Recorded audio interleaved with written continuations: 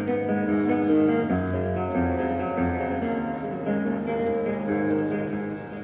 know how it is. It's been a long day at the office, you're on your way home, and there's a busker. But he's not playing the streets of London or Feelings. No, it's something you're sure you've heard before, but you can't quite place.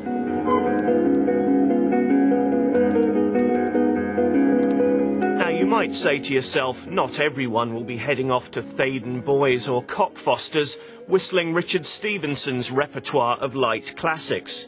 But you might be surprised. Richard, do you think when you play the full-length mix of classical gas, as you've just done, that commuters will be humming that all the way home on the tube? Not all night, but they do go away and whistle sometimes, yes. You can tell if people are smiling, they walk by, you can tell if they like it or not. And, you always get one person, one or two people that might not like it, but generally they do.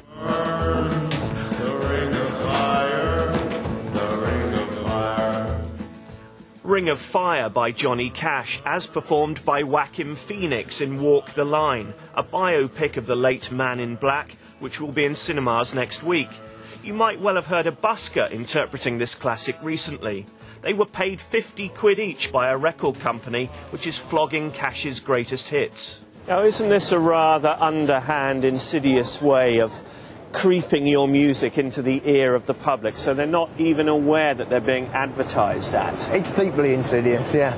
But I think, first of all, there are a lot worse culprits in advertising. I think music marketing is not unsophisticated, but music can only be marketed in a certain way. Seeing posters and things only has a limited effect because you're seeing a picture or a text message or something like that. But music has to be heard.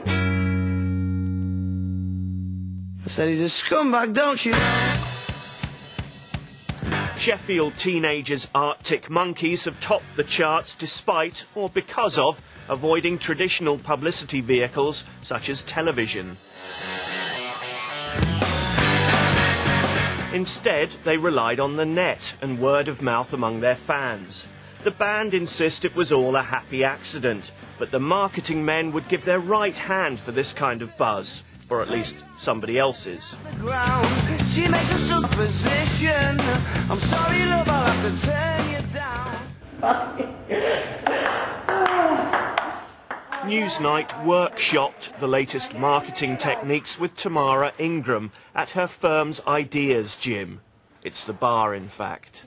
Because interestingly, we are going forward by going back to what is humanly important, which is we are social animals and we love to connect with people. Just like we're doing now for a game of table tennis. Buzz marketing is about creating excitement for the brand. It's about connecting individuals, one and then another. It's about people talking to each other. But is this so different to creeping into people's bedrooms at night and muttering in their ears, "Buy Johnny Cash, buy Johnny Cash"? Well, we considered that, but we found it was probably going to be a bit too expensive to do. I understand the point that it's perhaps a little bit underhand, but I don't think anyone was being particularly exploited. Certainly, you know, record companies do far worse to exploit people. I certainly don't think this was one of the worst things that they've ever done. Well, that's all very well, but what do the travelling public think? Well, I like Johnny Cash. Sure, most people like Johnny Cash. I quite like having my ears assaulted by it in the morning. That'd have to be a good busker, though, wouldn't it? If it was a bad one, that could be a negative effect.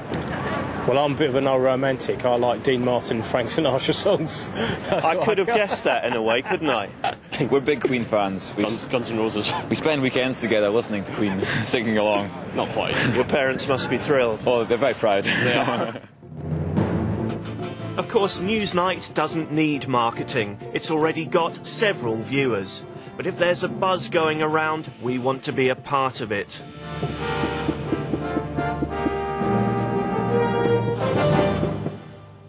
God bless you, Gov. Have a nice evening.